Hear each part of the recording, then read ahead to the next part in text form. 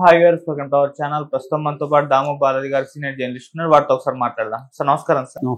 Sir నిన్న పోసాన్ని CID వాళ్ళు విచారించారు కదా, అయితే ఈ విచారణకు సంబంధించి కొన్ని విషయాలు బయటకు అయితే వచ్చేస్తాయి. కొన్ని ఆర్టికల్స్ ఏ విధంగా ప్రింట్ చేస్తున్నాయంటే ఆ పోసాని మొత్తం చెప్పేశాడు, ఆయన వాంగ్మూలం చూస్తే మొత్తం కూడా సాక్షి మీడియా ఆయనతో చేయించిందని చెప్పేసి ఆయన చెప్పినట్టుగా వార్తలు అయితే వచ్చాయి సార్. అండ్ ఇంకోటి ఎలా ఉన్నాయంటే సార్, 4 గంటల పాటు పోసానిపై 3rd డిగ్రీ చేశారు సిఐడి వాళ్ళని కూడా వేసేస్తున్నారు. మరి నిజంగా ఆ సిఐడి వాళ్ళు 3rd డిగ్రీ చేస్తుంటారా లేదా, అండ్ ఈ వాంగ్మూలం ఏదైతే చెప్తున్నారో అది ఎలా లీక్ అయింది, అసలు విచారణ ఎలా సాగింది, ఏం ప్రశ్నలు అడిగారు, మరి దీనికి సంబంధించి మీరేం చెప్తారు సార్?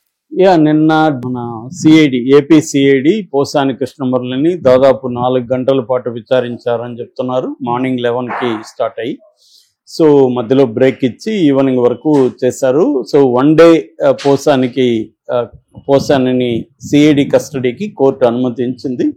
సో ఆయనకు ముందుగా వైద్య పరీక్షలు గుంటూరు గవర్నమెంట్ హాస్పిటల్ వైద్య పరీక్షలు నిర్వహించి తీసుకెళ్లారు. దాని తర్వాత ప్రశ్నలు అడిగారు. డిఎస్పి లక్ష్మయ్య ఆధ్వర్యంలో దాదాపు 32 ప్రశ్నలు పోసానిని అడిగినట్టు చెప్తున్నారు. ఆ 32 ప్రశ్నల్లో చాలా వాటికి తనకు తెలియదని, గుర్తులేదని, మర్చిపోయానని పోసాని చెప్పినట్టుగా తెలుస్తుంది. అట్లాగే నాకు ఆరోగ్యం బాగాలేదు అని మాటిమాటికి ఆయన ఎంక్వైరీ నుంచి పక్కకి వెళ్ళిపోయి రెస్ట్ తీసుకోవాలి నేను అని చెప్పాడని, సహకరించలేదని చెప్తున్నారు. సో అందుకనే మళ్ళీ సిఐడి మళ్ళీ కస్టడీని అడిగే అవకాశం ఉందని చెప్తున్నారు.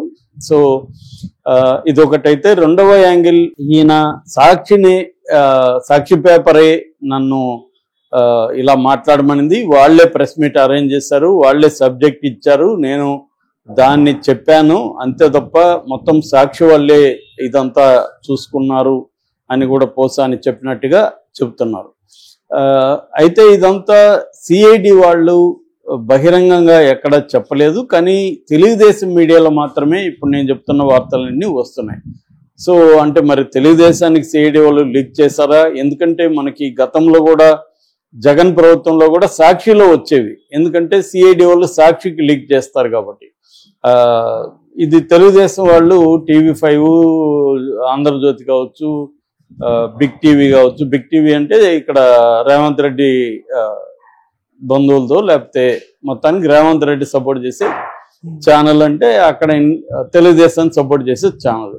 సో ఇలాగా తెలుగుదేశం మీడియాకు సంబంధించిన ఛానల్స్ కావచ్చు, వెబ్సైట్లు కావచ్చు, పత్రికలు కావచ్చు, పోసాని కృష్ణమురళికి సంబంధించి కొన్ని విషయాలు వైరల్ అవుతున్నాయి. అందులో ఒకటి ఏమంటే, 4 గంటల పాటు పోసాని మీద 3rd డిగ్రీ ప్రయోగించారని కూడా ఒక తెలుగుదేశాన్ని సపోర్ట్ చేసి ఒక మీడియా రాశారు. సో అయితే ఇదంతా అయిపోయినాక మళ్ళీ గవర్నమెంట్ హాస్పిటల్లో ఆయనకి టెస్టులు చేసి మళ్ళీ కోర్టులో, అక్కడ గుంటూరులో ఉండే prohibition and excise district court, దాంట్లో ప్రవేశపెట్టినప్పుడు జడ్జి గారు అడిగారు, నిన్నేమన్నా అక్కడ సిఐడి వాళ్ళు టార్చర్ చేశారా, బలంతం ఏమన్నా చేశారా అని అడిగినప్పుడు అలాంటిది ఏమీ లేదని పోసాని చెప్పాడు. నిజానికి టార్చర్ చేస్తుంటే పోసాని ఖచ్చితంగా కోర్టులో చెప్పిండేవాడే, ఎందుకంటే గతంలో కూడా సిఐడి రఘురామకృష్ణరాజుని టార్చర్ చేశారన్న ఆరోపణలు వచ్చాయి. సో అందువల్ల ఇప్పుడు సిఐడి అంటేనే చాలా మందికి భయం వచ్చే అవకాశం ఉంది, మనల్ని కూడా కొడతారేమో అని. ఎందుకంటే అవన్నీ ఏండ్ల తరబడి తేలవు, ఒకవేళ కొట్టినా కూడా తేలవు. నేను చాలాసార్లు చెప్పాను, పోలీసులు టార్చర్ చేయడం అనేది వెరీ వెరీ కామన్. దాని మీద అనేక సినిమాలు వచ్చాయి మనకి, ముఖ్యంగా తమిళ్లో విచారణాయి కావచ్చు, జై భీమ్ కావచ్చు, అలాంటి సినిమాలు వచ్చాయి. ఇంకా తెలుగులో చాలా కమర్షియల్ సినిమాలో గ్రేట్ లాగా చూపిస్తూ ఉంటారు.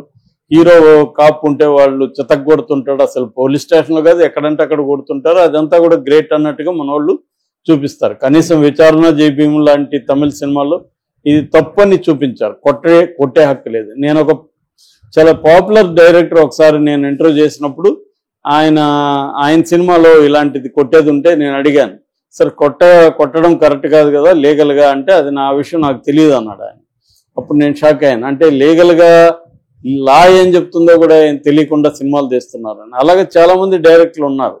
సో వాళ్ళకి లా ఏం చెప్తుంది, ఒక వ్యక్తిని అరెస్ట్ చేసినప్పుడు ఆ వ్యక్తిని పోలీసులు ఎలా ట్రీట్ చేయాలి అవి కూడా తెలియదు. ఎందుకంటే కొట్టడం సహజం అని నమ్మేవాళ్ళు ఉన్నారు, కొట్టకుండా పోతే నిజం ఎలా చెప్తాడని అడిగేవాళ్ళు కూడా ఉన్నారు.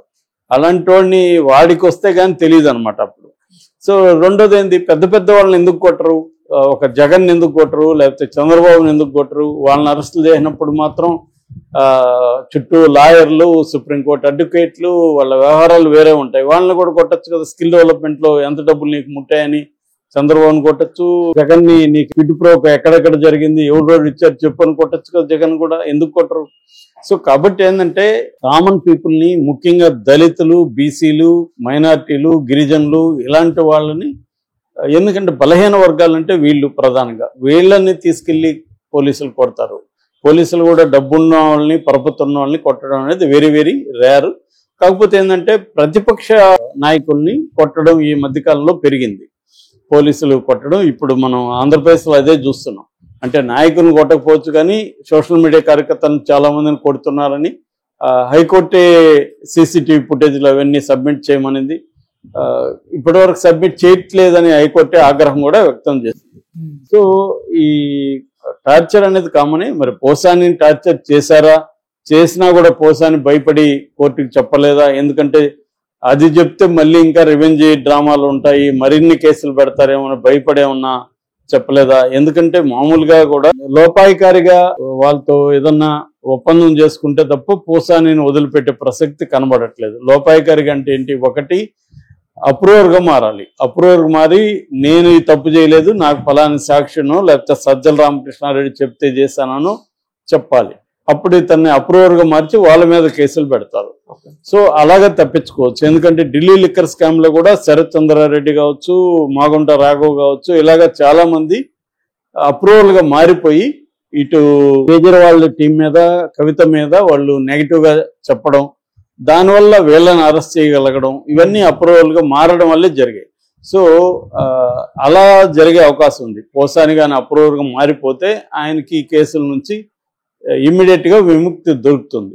మారకుండా గవర్నమెంట్కి యాంటీగా ఆయన మాట్లాడడం మొదలు పెడితే ఇబ్బంది. అందుకని పోసాని ఎక్కడ కూడా గవర్నమెంట్కి యాంటీగా మాట్లాడట్లేదు. పోసాని భార్య కానీ వాళ్ళ పిల్లలు కానీ ఎక్కడా వచ్చి ఇది అన్యాయము, గవర్నమెంట్కి మమ్మల్ని వేధిస్తుందని ఎక్కడ చెప్పట్లేదు. ఆ రోజు అరెస్ట్ అయినప్పుడు మాట్లాడడం తప్ప తర్వాత ఇప్పటి వరకు మాట్లాడలేదు. అంటే అర్థమేమి? పోసానికి అర్థమైంది, మనం కానీ ప్రభుత్వానికి వ్యతిరేకంగా ఇప్పుడు కానీ మాట్లాడితే అది మరింత మనకి బిగుసుకుంటుంది. అందువల్ల సైలెంట్ గా ఉందామని డిసైడ్ అయ్యాడు. అలాంటప్పుడు కొట్టినా కూడా ఆయన చెప్తాడని నేను అనుకోవట్లేదు. కొట్టినా కూడా చెప్పకపోవచ్చు. భయంగానే ఉంటే చాలా మంది మామూలుగా దెబ్బలు తినేవాళ్ళు కోర్టులో చెప్పరు. కోర్టులో కూడా చాలాసార్లు అడగరు జడ్జెస్. కొంతమంది ఇట్లాంటి పాపులర్ ఫిగర్స్ని అడగచ్చు. రెండవ వార్త ఏంటంటే ఇదే తెలుగుదేశం మీడియానే రాస్తుంది, పోసానితో ఫోటోలు దిగడానికి సిఐడి వాళ్ళు ఎగబడ్డారు అని కూడా వీళ్ళే రాశారు. వాళ్ళ మీద ఇప్పుడు చర్యలు తీసుకునే అవకాశం ఉందని. మామూలుగానే సెలబ్రిటీలు అరెస్ట్ అయినప్పుడు మనం చూసాం, అల్లు అర్జున్ అరెస్ట్ అయినప్పుడు కూడా ఆయన హార్డ్ కోర్ ఫ్యాన్ ఆయన్ని ఇంటరాగేట్ చేయడం. ఎందుకంటే పోలీసులు కూడా they are human beings. So వాళ్ళకి హీరోల పట్ల లేకపోతే సెలబ్రిటీల పట్ల వాళ్ళకి కూడా క్రేజ్ ఉంటుంది. సో వాళ్ళకు ఉంటుంది, వాళ్ళ ఫ్యామిలీ వాళ్ళకు ఉంటుంది. వాళ్ళ ఫ్యామిలీలో వాళ్ళ అబ్బాయి పోసాని కృష్ణమురళితో ఈరోజు మీరు ఇంట్రాగేషన్ ఉంది కదా నాన్న, ఒక ఫోటో తీసుకురా అని చెప్పచ్చు. మనకు పుష్పాలు అదే కదా వాడారు.